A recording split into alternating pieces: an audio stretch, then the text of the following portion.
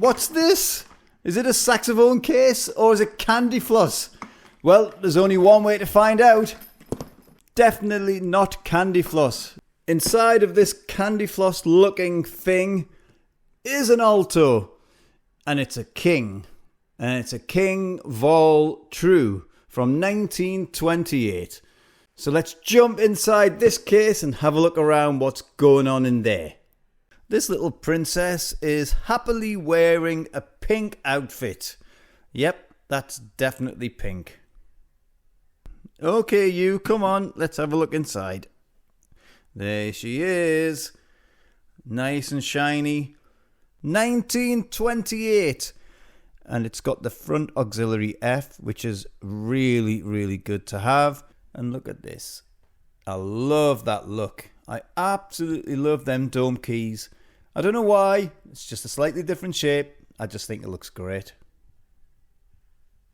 You'll also see that it has straight tone holes.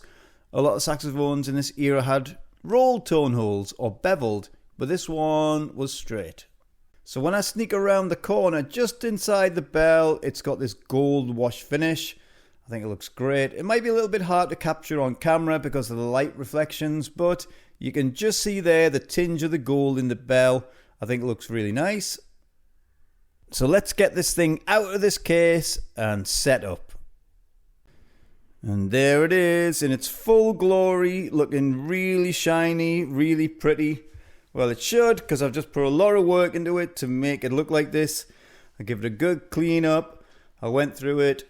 Of course, I changed out all the pads, done all the corks, rubbers, everything that needed doing.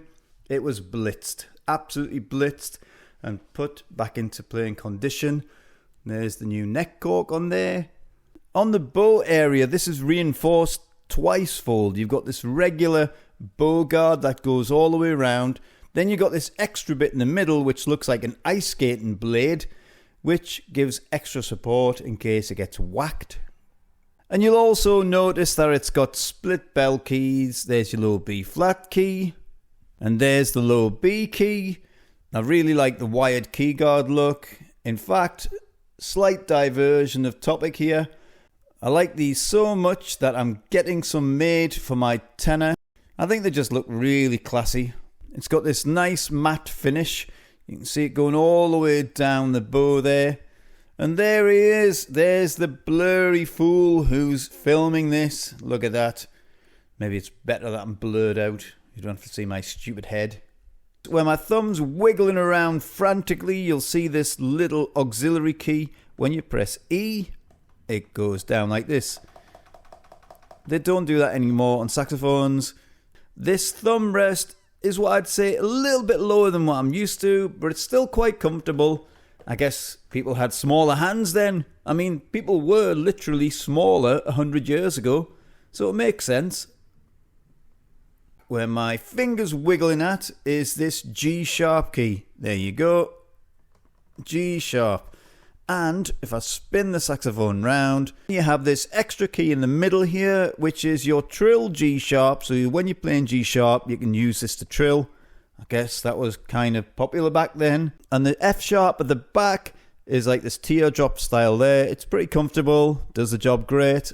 The C key and the E flat key are very Selma-esque, I would say. They're very comfortable. And another thing I really like is this neck strap loop. A lot of the saxophones in this era had neck strap loops which were so small that modern neck straps, they don't fit. But this is a really nice size, so modern neck straps fit perfect.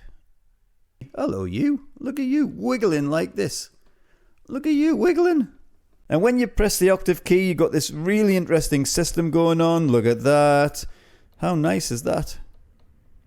And the palm keys are quite interesting to look at. If I just turn them this way, you can see. Look at that. And then the E flat key has this roundness on it. The F has this teardrop shape, and this has like a half moon shape, I would guess. And if we sneak past this lovely gold wash bell, you've got this pinky cluster, and it's quite comfortable. It's not as clunky or weird to play. I think it's very nice.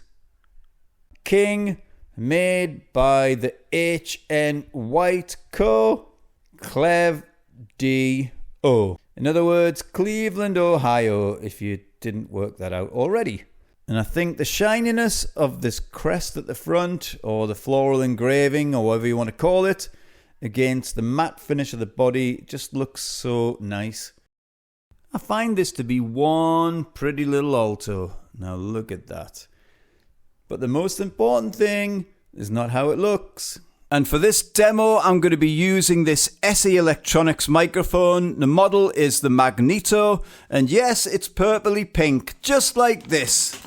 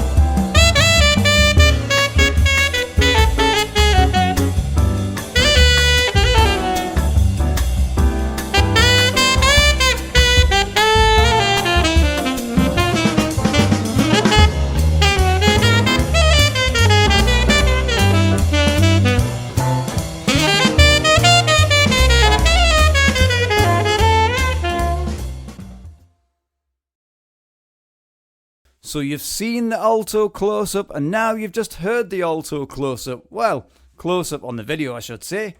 But what did you think? I mean, feel free to leave your comments in the section below. I was using my Brancher E23 mouthpiece. It is a bit more of a bright sounding mouthpiece. So if bright is not your sound concept, I can just say, I don't care. I'm not going to moan at you for liking dark stuff. But jokes aside, the mouthpiece worked really well on this alto.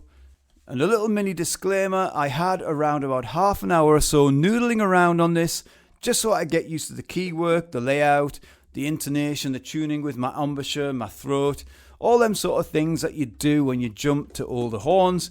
But once I got used to it, it was absolutely fine. I mean, it was really fine.